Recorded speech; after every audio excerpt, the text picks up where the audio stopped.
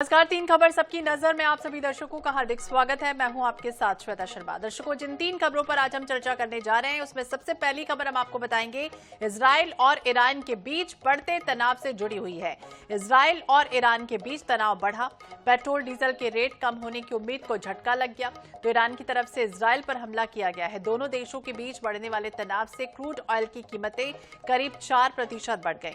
दूसरी खबर हम आपको बताएंगे मध्य प्रदेश से है, जहां प्रदेश में बढ़ते अपराध के खिलाफ आज से कांग्रेस का बेटी बचाओ अभियान शुरू हो चुका है। पंचायत और वार्ड स्तर पर स्पीक अप अभियान चलाया जा रहा है। और तीसरी खबर हम आपको बताएंगे नई राष्ट्रीय शिक्षा नीति से जुड़ी है, यानी पैसों के अभाव में नियमित पढ़ाई न करके जो प्राइवेट स्टूडेंट के रूप में परीक्षा फॉर्म भरने वाले छात्रों की मुश्किलें मौजूदा सत्र से बढ़ने वाली हैं, क्योंकि अब प्राइवेट छात्र भी नियमित छात्रों जितनी फीस भरेंगे। इन तीन खबरों पर हम विस्तार से चर्चा करेंगे, लेकिन सबसे पहले शुरुआत करेंगे पहली खबर की, यानी कि ईरान इजराइल का तनाव और तेल के दाम बढ़ गए। यानी कि ईरान ने इजराइल पर मंगलवार रात जिस तरह से 180 बैलिस्टिक मिसाइल दागी, इसमें से ज्यादातर को इजराइल की डिफेंस सिस्टम ने नष्ट कर दिया। इजरायली डिफेंस सर्विसेज के मुताबिक हमले में किसी के भी गंभीर रूप से घायल होने की जानकारी नहीं मिली है। ईरानी राष्ट्रपति मसूद पज़ेश्कियान ने कहा कि ये ईरान के हितों और नागरिकों की सुरक्षा के लिए जरूरी था। वहीं इस हमले के बाद इजराइल के प्रधानमंत्री नेतन्याहू ने कहा कि ईरान को भारी कीमत चुकानी पड़ेगी। इधर अमेरिकी राष्ट्रपति जो बाइडेन ने नेशनल सिक्योरिटी टीम के साथ बैठक के बाद सेना से कहा कि वो ईरानी हमलों से इजराइल की रक्षा करे और इजराइल की तरफ दागी गई मिसाइलों को मार गिराए। वहीं इजराइल और ईरान के बीच तनाव बढ़ने से ग्लोबल मार्केट्स भी दहशत में आ चुका है। दोनों ही देशों में जिस तरह से तनाव बढ़ रहा है उसका असर साफ तौर पर अगर समझें और देखें तो सबसे पहले कच्चे तेल की जो कीमत है उस पर पड़ रहा है और क्रूड ऑयल के दाम एक झटके में ही 5% तक बढ़ चुके हैं। ईरान के मिसाइल अटैक से संकट बढ़ने के आसार दिख रहे हैं और इस खबर के बाद कच्चे तेल की कीमतों में तेज यानी कि उछाल भी आ चुका है। तो लगातार तनाव दोनों ही देशों के बीच बढ़ा हुआ। ईरान ने इजराइल पर 180 मिसाइल दागी। ईरानी राष्ट्रपति हालांकि ये बोल रहे हैं कि इजरायली हमले का जवाब है। नेतन्याहू ने यह भी कहा कि इसकी भारी कीमत चुकानी पड़ेगी। जिस तरह से मंगलवार रात 180 बैलिस्टिक मिसाइल दागी गई। इजराइल डिफेंस फोर्स IDF ये कह रहा है कि हमला मुसाद हेडक्वार्टर, नेवातिम एयरबेस, तेल नोफ एयरबेस को निशाना बनाकर किया गया था। यानी ईरान की जो ज्यादातर मिसाइलें हैं उसे इजराइल के डिफेंस सिस्टम ने नष्ट भी कर दिया है। कोई गंभीर रूप से तो घायल नहीं हुआ है, लेकिन इस हमले के बाद ईरानी राष्ट्रपति मसूद पज़ेश्कियान ने कहा कि हमने इजराइल की आक्रामकता का जवाब जरूर दे दिया है। ये ईरान के हितों और नागरिकों की रक्षा करने के लिए जरूरी था। अगर इजराइल ने पलटवार किया तो फिर इसके बाद उसको तगड़ा जवाब दिया जाएगा। इधर इजराइल के भी प्रधानमंत्री नेतन्याहू ने कहा कि ईरान को हमले की भारी कीमत चुकानी होगी, हम ईरान को बख्शेंगे नहीं। तो अमेरिका में भी राष्ट्रपति जो बाइडेन और उपराष्ट्रपति कमला हैरिस ने नेशनल सिक्योरिटी टीम के साथ अहम बैठक भी की है और बाइडेन ने अमेरिकी सेना से कहा कि वो ईरानी हमलों से इजराइल की रक्षा करें और इजराइल की तरफ दागी गई मिसाइलों को भी मार गिराएं। तो हाल ही में 50 मिसाइलों से एक बार फिर से हमला किया गया है। आधे घंटे पहले की भी तस्वीर सामने आई थी, जहां पर इजराइल पर लेबनान से 50 रॉकेट से हमला हुआ है और इस दौरान उत्तरी इजराइल के गैलीली शहर और आसपास के जो इलाके हैं उसमें सायरन बजता भी सुनाई दिया। हालांकि लेबनान से सटी सीमा पर जो मौजूद इजराइल के ज्यादातर जो गांव हैं, जो लोग वहां रहते हैं, उन्हें खाली करवा दिया गया है। हमले में किसी के भी घायल होने की जानकारी फिलहाल नहीं मिली है। तो ईरानी हमले के 14 घंटे बाद लेबनान में एक बार फिर से नई सैन्य टुकड़ी इजराइल भेज रहा है। तो लेबनान अपने ग्राउंड ऑपरेशन के लिए सेना की एक टुकड़ी भी तैनात करने जा रहा है। तो ईरान ने इजराइल पर जिस तरह से हवाई हमला हुआ उसके बाद जो सभी फ्लाइट्स हैं वो कैंसिल कर दी गई हैं। ईरान के सिविल एविएशन ऑर्गेनाइजेशन ने इसकी जानकारी भी साझा कर दी है। इससे पहले इजराइल में भी मंगलवार की रात ईरानी हमले के दौरान एयरबेस और बेन ग्यूरन एयरपोर्ट को करीब 1 घंटे के लिए बंद भी कर दिया गया था। तो बेंजामिन नेतन्याहू ये कह रहे हैं कि ईरान को इसका जवाब जरूर मिलेगा। ईरान ने बहुत बड़ी गलती कर दी है, देर रात जिस तरह से हमला किया और हम पर हमला किया गया, हम उस हमले का जवाब जरूर देंगे। इधर इजराइल ये कह रहा है कि ईरान को जवाब जरूर मिलेगा। तो अयातुल्ला शासन ने हद पार कर दी है, इजराइल चुप नहीं रहेगा, ईरान को जवाब जरूर मिलेगा। इस तरह से विदेश मंत्री जो है इजराइल के वो ये कहते हुए नजर आए हैं। वहीं आईडीएफ जो प्रवक्ता है वो भी ये कह रहे हैं कि हम ईरानी हमले का समय, पद और अपने मुताबिक जवाब जरूर देंगे। तो गाजा, हिजबुल्लाह और लेबनान की तरह ईरान को भी अपने किए पर पछतावा होगा, वित्त मंत्री इजराइल के ये कह रहे हैं। ब्रह्मदीप अलूने जी विदेश मामलों के जानकार हमारे साथ जुड़ गए हैं। बहुत बहुत स्वागत है ब्रह्मदीप जी आपका। और सबसे पहले यही समझना चाहेंगे जिस तरह से ये हमला हो रहा है, और हालांकि इसके पहले अप्रैल में भी ईरान ने इसी तरह से हमला किया था इजराइल पर, और एक बार फिर से इस तरह से हरकतें कर रहा है। क्या इजराइल पहले से ही सतर्क था कि वो जो दूसरे विद्रोही ताकत है उनसे घिरा हुआ है? जी बिल्कुल, देखिए ईरान से निपटने के लिए हमेशा इजराइल तैयार रहा है। आप देखिएगा कि जो हमास का हमला था वो सरप्राइज हमला था 7 अक्टूबर का, लेकिन ईरान ने हाइपरसोनिक मिसाइल से भी हमला किया जिसको आयरन डोम से इजराइल ने बचा लिया। अब जो ईरान है उसकी जो भूमिका है या जो उसका दुस्साहस है, अब यह जो युद्ध है या ये यो कहिए कि जो संघर्ष है अब ये बढ़ने वाला है, क्योंकि ईरान अजरबैजान से लगती हुई सीमा है। अजरबैजान कभी भी ईरान का साथ नहीं देगा क्योंकि अजरबैजान को जो हथियार है वो इजराइल देता है। आर्मेनिया कभी साथ नहीं देगा ईरान का क्योंकि जो आर्मेनिया है वो अमेरिका का करीबी है। पाकिस्तान कभी भी ईरान का साथ नहीं देगा क्योंकि पाकिस्तान जो है वहां पर सैन्य अड्डा है अमेरिका का। तो ईरान के साथ न तो सुन्नी दुनिया खड़ी है, न ही उसके पड़ोसी देश खड़े हैं। उसके बावजूद जो इस्लामिक दुनिया है उसकी बादशाहत की चाहत में खुमैनी जो है वो अपने देश को अब युद्ध में डाल रहे हैं। वो ईरान इराक युद्ध में जो 10 साल ईरान ने जो युद्ध भोगा था उसके जो दुष्परिणाम है वो ईरान ने लंबे समय तक भोगे, लेकिन उसके बावजूद जिस प्रकार से इजराइल को उन्होंने निशाना बनाया है, अब इस समूचे मसले पर देखने वाली बात यह होगी कि एक तो ईरान ने बिना कंसर्न के रूस से कंसर्न लेकर ही हमला किया होगा। दूसरी बात, अमेरिका जो है वो सीधा युद्ध में उतरने से बचेगा ईरान से, क्योंकि यदि ईरान के विरुद्ध अमेरिका सीधा युद्ध में उतर जाएगा तो रूस भी उसके खिलाफ आ सकता है। तो अब अमेरिका अपने सैन्य अड्डों का कैसा उपयोग करता है? फिलहाल अमेरिका ने कहा है कि वो इजराइल पर जो ईरान हमला कर रहा है उन मिसाइलों को गिरा देगा। तो यह सब कुछ कैसे होता है, इस सब के बीच नेतन्याहू ने अपनी एक महत्वपूर्ण मीटिंग बुलाई है, लेकिन आने वाले समय में ईरान जो है वो बहुत ही खतरनाक तरीके के हमलों को झेलने के लिए तैयार रहना पड़ेगा ईरान को। हालांकि ईरान ने अपना एयर स्पेस जो है वो बंद कर दिया है, लेकिन इसका मतलब नहीं है कि उस पर हमला नहीं होगा, क्योंकि इजराइल की जो जड़ें या जो मोसाद की जड़ें वो ईरान के अंदर इतनी गहरी है कि वो उसके अंदर घुसकर तेहरान में यदि हानिया को मार सकता है, यदि उसके वैज्ञानिक को मार सकता है, तो पर खोमेनी भी इजराइल के निशाने पर हो सकते हैं। तो आने वाला जो समय है वो जो अगले 24 घंटे वो देखना बड़ा दिलचस्प होगा। बिल्कुल ब्रह्मदीप जी, ये भी अभी थोड़ी देर पहले अपडेट भी सामने आया था। इजराइल ने एक फोटो जारी किया था आईडीएफ की तरफ से और ये कहा था कि वहां के जो लोग हैं वो आवाजें सुन रहे हैं आसमान में, क्योंकि हाल ही में जिस तरह से डिफेंस सिस्टम आयरन डोम को भी नष्ट किया गया जो ईरान की तरफ से आ रहे थे, और यानी पूरी तरह से इजराइल तैयार है और उन मिसाइलों को भी गिराने के लिए जो टारगेटेड है ईरान की तरफ से आ रहे हैं। देखिए, इजराइल का जो अस्तित्व है या जो इजराइल जिन देशों के बीच बसा है तो उसे जिंदा रहना है तो संघर्ष करना ही पड़ेगा। इसी के कारण, और इजराइल को इस बात का पता है कि उसके लिए ईरान कितना खतरनाक है। ये कारण है कि आप अतीत में देखिए कि ईरान में जो परमाणु प्रतिष्ठान जो बन रहे थे उसको इजराइल ने अपने जो विमान है वो भेजकर नष्ट कर दिया था। तो ईरान से निपटने के लिए इजराइल हमेशा तैयार है। यही कारण है कि ईरान ने जो 4-5 महीने पहले हमला किया था या अभी हमला किया हो, बाकायदा उसका बहुत ही अच्छे से इजराइल ने बचाव किया। लेकिन क्या ईरान ऐसा बचाव कर पाएगा? क्योंकि इजराइल की जनता और ईरान की जनता में जमीन आसमान का फर्क है। इजराइल में इवन नेतन्याहू भी जो है युद्ध के मोर्चे पर रह चुके हैं, लेकिन ईरान में ऐसा नहीं है। ईरान में वहाँ की सत्ता के विरुद्ध वहाँ की जनता जो है वो बहुतायत में। इसके पहले 1-2 दिन पहले नेतन्याहू ने बहुत ही अच्छा कूटनीतिक दांव खेला था, जो उन्होंने ईरान की जनता से मुखातिब होकर कहा था कि हम ईरान की जनता की सुरक्षा करना चाहते हैं, तो कुल मिलाकर ईरान अब फंसता हुआ नजर आ रहा है और आने वाले समय में उसका जो हश्र है वो ईरान के साथ हो सकता है। क्या होगा, बिल्कुल देखने वाली बात होगी। बहुत बहुत शुक्रिया ब्रह्मदीप जी बातचीत करने के लिए। तो बदला लेने की धमकी दी गई है। हालांकि अमेरिका ये कह रहा है, राष्ट्रपति जो बाइडेन ये कह रहे हैं कि अमेरिकी सेना से कह दिया उन्होंने कि ईरानी हमलों से इजरायल की रक्षा करे। अब किस तरह की रक्षा होगी फिलहाल देखना होगा।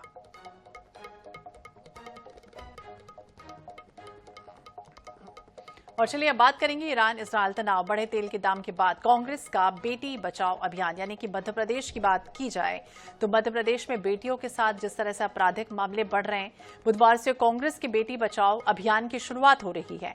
पंचायत और वार्ड स्तर पर स्पीक अप अभियान आयोजित किया जाएगा। इसके बाद 5 अक्टूबर को यूथ कांग्रेस मशाल जुलूस निकालेगी।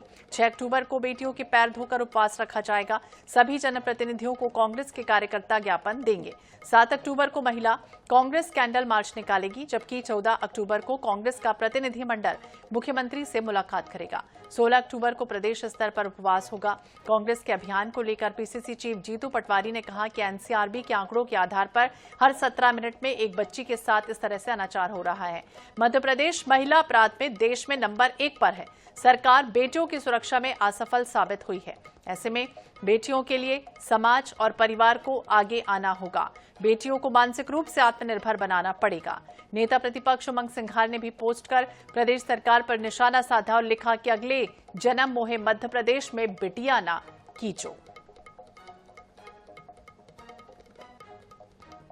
आदरणीय प्रदेशवासियों, मध्य प्रदेश में एनसीआरबी के आंकड़े ये बताते हैं कि हर 17 मिनट में एक बेटी के साथ बलात्कार होता है।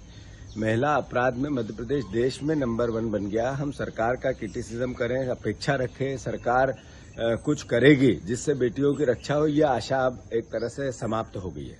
समाज को आगे आना पड़ेगा, आपको और हमको, परिवार को आगे आना पड़ेगा। बेटी को मानसिक रूप से आत्मनिर्भर बनाना पड़ेगा। इसके कई तरीके हो सकते हैं। एक तरीका जागरूकता का है। मध्य प्रदेश कांग्रेस कमेटी ने ये एहसास को जिया, हम एक राजनीतिक जिम्मेवार दल तो है ही है, पर समाज का एक हिस्सा है। मैं आप सब परिवारजनों से सामाजिक रूप से आगे आकर दलगत विचार से ऊपर उठकर बेटियों के बचाने के इस अभियान में आप सबके सहयोग की अपेक्षा करता हूं। करना कुछ नहीं है। पहला, आपके मोबाइल से आपका वीडियो आपकी बेटी को आत्मनिर्भर बनाने के लिए, महिलाओं को सशक्त करने के लिए, मानसिक रूप से ताकतवर बनाने के लिए, ऐसे कुकर्मी लोगों से लड़ने के लिए एक जागरूकता का वातावरण बने, इसके लिए और इसी विषय पर बातचीत करेंगे। प्रदीप तलरेजा हमारे सहयोगी हमारे साथ जुड़ गए हैं। प्रदीप, इस तरह से अगर हम देखें तो एक तरफ भाजपा का बेटी बचाओ बेटी पढ़ाओ अभियान, तो दूसरी तरफ कांग्रेस बेटी बचाओ अभियान चलाने जा रही है। किस तरह की तैयारियां हैं, किस तरह का ये अभियान होगा? देखिए, मध्य प्रदेश में अगर बात की जाए तो पिछले एक सप्ताह के अंदर जिस प्रकार से सिर्फ राजधानी भोपाल की अगर हम बात करें तो राजधानी भोपाल में जिस प्रकार से दुष्कर्म के लगातार मामले देखने में आए थे, और सिर्फ राजधानी भोपाल में नहीं, जबकि अलग अलग क्षेत्र की बात करें, इंदौर हो, हरदा हो या दूसरे क्षेत्र हो, लगातार नाबालिग बच्चियों के साथ जो दुष्कर्म की लगातार घटनाएं बढ़ रही थी, और दुष्कर्म की घटनाएं उन बच्चियों के साथ नहीं जो बालिग है, जबकि ये वो बच्चियां थी जो नाबालिग है, जिनकी उम्र मुश्किल से 3 साल 5 साल, और ऐसे ही कई मामले जो देखने में आए थे। लेकिन इसी बात को लेकर के कांग्रेस लगातार हमलावर बन गई है। जहां एक तरफ देश में बेटी बचाओ और बेटी पढ़ाओ का अभियान चलता था, अब वहीं उसके विरोध में अब देखिए कहीं ना कहीं बेटी बचाओ अभियान जो कि कांग्रेस आज से शुरू कर रही है, और तमाम जो पंचायत है या बूथ है उन स्तर तक जाएगी, और स्पीकर यानी कि अपना एक वीडियो बनाना है आपको, और उस वीडियो के माध्यम से आपके मन में जो भावनाएं हैं, कैसे अपने आप को आत्मनिर्भर बनाना है, कैसे अपने परिवार अपनी बेटियों को आत्मनिर्भर बनाना है, कैसे महिला सशक्ति को आगे बढ़ाना है, इन सभी तमाम विषयों को देखकर देखिए पूरी कवायद शुरू आज से हुई है। इसके बाद अलग अलग चरणों में ये पूरी चीजें होंगी। देखिए 5 तारीख की अगर बात करें जिस प्रकार से कांग्रेस मशाल यात्रा निकालेगी, 6 तारीख को बेटियों के पैर धोए जाएंगे। इसके अलावा अलग अलग समय पर अलग अलग कार्यक्रम जरूर बनाए गए। लेकिन देखिए सबसे बड़ा जो यह कारण जो माना जा सकता है कि जिस प्रकार से प्रदेश की जो वर्तमान स्थितियां हैं, जो कांग्रेस लगातार आरोप लगा रही है, एनसीआरबी के आंकड़ों का जो हवाला दे रही है कि जिसमें हर 17 मिनट में एक बच्ची के साथ दुष्कर्म की घटना बढ़ती है। सिर्फ बात की जाए सिर्फ 2024 की, तो अब तक 31 के आसपास ऐसे मामले हुए हैं जो कहीं ना कहीं नाबालिग बच्चियों के साथ दुष्कर्म कर रहे हैं। तो देखिए इन सभी तमाम बातों को लेकर अब कांग्रेस जो है हमलावर बनी हुई है, और अब बेटियों को कैसे सुरक्षित किया जाए, कैसे बेटियों को आने वाले समय में जो दुष्कर्म जो करते हैं उनसे कैसे बचाया जाए, इन सभी तमाम बातों को लेकर देखिए कांग्रेस अब मैदान में उतर चुकी है। तो कांग्रेस अब मैदान पर उतर चुकी है, और अभियान को कितना सफल माना जाए आने वाले समय में देखना होगा, और किस तरह से सफल होता है। नजर बनाए रखिए। बहुत बहुत शुक्रिया जानकारी के लिए और बातचीत करने के लिए। तो हर 17 मिनट में एक बच्ची के साथ हो रहा है रेप, इस तरह की बातों का जिक्र कांग्रेस कर रही है। कांग्रेस का बेटी बचाओ अभियान। और इसके बाद अब चर्चा करेंगे तीसरी खबर का, यानी कि प्राइवेट की टीस और फीस बढ़ेगी। रायपुर की अगर बात की जाए छत्तीसगढ़ की, तो पैसों के अभाव में नियमित पढ़ाई ना करके जो प्राइवेट स्टूडेंट के रूप में परीक्षा फॉर्म भरने वाले छात्रों की मुश्किलें मौजूदा सत्र से बढ़ने वाली हैं, क्योंकि इन छात्रों को अब पहले की तरह नाम मात्र शुल्क ना देकर वही शुल्क देना होगा जो नियमित छात्र प्रवेश के दौरान देते हैं। दरअसल अब प्राइवेट छात्र पहले की तरह ही सिर्फ परीक्षा दिलाने महाविद्यालय नहीं जाएंगे, बल्कि उन्हें नियमित परीक्षार्थियों की तरह कुछ दिनों की कक्षाएं भी अटेंड करनी होंगी। अब तक प्राइवेट छात्रों के लिए न्यूनतम जो शुल्क था वो 1600 रुपए था, या फिर इसके समकक्ष ही होता था। लेकिन अब छात्र कॉलेज द्वारा जो तय शुल्क है वही देंगे। जिस तरह से निजी महाविद्यालयों में प्रति सेमेस्टर प्रारंभिक शुल्क 6 से 8 हजार रुपए तक होता है, ऐसे में छात्रों को लगभग 10 गुना शुल्क भरना होगा। अधिसूचना में यह भी कहा गया है कि नियमित छात्रों की प्रवेश तिथि समाप्त होने के 20 दिनों के भीतर ही प्राइवेट छात्रों को भी अपना पंजीयन कराना होगा, और इस बार छात्रों को 30 सितंबर तक का समय प्रवेश के लिए दिया गया था। यानी इस तरह से प्राइवेट छात्रों के पास दाखिले के लिए सिर्फ 20 अक्टूबर तक का ही समय है। तो प्राइवेट कॉलेज एसोसिएशन सचिव डॉक्टर देवाशीष मुखर्जी कह रहे प्राइवेट कॉलेजों में तय किया है कि नियमित छात्रों से ली जाने वाली जो फीस का 80 से 90% प्राइवेट छात्रों से ही अब लिया जाएगा। तो सभी महाविद्यालयों को ये सूचना दे दी गई है। तो बड़ा झटका कह सकते हैं प्राइवेट छात्रों को लगने वाला है। पैसों के अभाव में जो नियमित पढ़ाई नहीं कर पा रहे थे, प्राइवेट स्टूडेंट के रूप में परीक्षा फॉर्म भरते थे जो छात्र, उनकी मुश्किलें कह सकते हैं कि अब इस सत्र से बढ़ जाएंगी, क्योंकि इन छात्रों को पहले की तरह ही नाम मात्र शुल्क नहीं देना होगा, बल्कि वही शुल्क देना होगा, वही फीस उन्हें भरनी होगी जिस तरह से जो नियमित छात्र प्रवेश के दौरान देते हैं। तो प्राइवेट छात्र पहले की तरह सिर्फ परीक्षा दिलाने के लिए कॉलेज नहीं जाएंगे, बल्कि उन्हें भी प्रॉपर जो नियमित अनियमित छात्र होते हैं उसकी तरह उनकी बाकायदा क्लासेस भी लगेंगी, बाकायदा उन्हें वो अटेंड भी करना होगा। तो अधिसूचना जिसमें कह दिया गया है कि नियमित छात्रों की प्रवेश तिथि समाप्त होने के 20 दिनों के भीतर ही प्राइवेट छात्रों को अपना पंजीयन कराना होगा। और प्राइवेट कॉलेज एसोसिएशन के सचिव डॉक्टर देवाशीष मुखर्जी जी हमारे साथ जुड़ गए हैं। मुखर्जी जी, बहुत बहुत स्वागत है आपका INS 24/7 पर।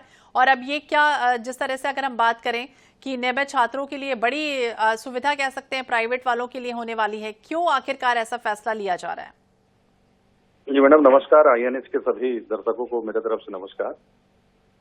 जैसा कि आप सबको पता है कि वर्तमान समय में NEP जो लागू हुआ है, नेशनल एजुकेशन पॉलिसी 2020, इसके अंतर्गत किसी भी प्राइवेट स्टूडेंट्स को GER में जोड़ा जाना संभव नहीं था, जो छत्तीसगढ़ में पुराने ढर्रे पर एग्जाम ली जाती थी, खासकर प्राइवेट स्टेट में। तो GER जिसे हिंदी में हम सकल अनुपात दर कहते हैं, सकल अनुपात में सकल एनरोलमेंट मतलब सकल नामांकन दर, जिसमें हम एक बच्चा जो स्कूल में 100 बच्चे अगर मान लीजिए पढ़ते हैं तो कॉलेज तक कितने बच्चे पहुंचते हैं। तो अभी फिलहाल पूरे देश में इसका जो परसेंटेज है वो करीब 26 से 27 हो रहा है, जबकि छत्तीसगढ़ में इसकी संख्या मात्र 19 बच्चों की है। यानी 100 बच्चों में केवल 19 बच्चे ही कॉलेज में पढ़ते हैं, ऐसा रिकॉर्डेड है।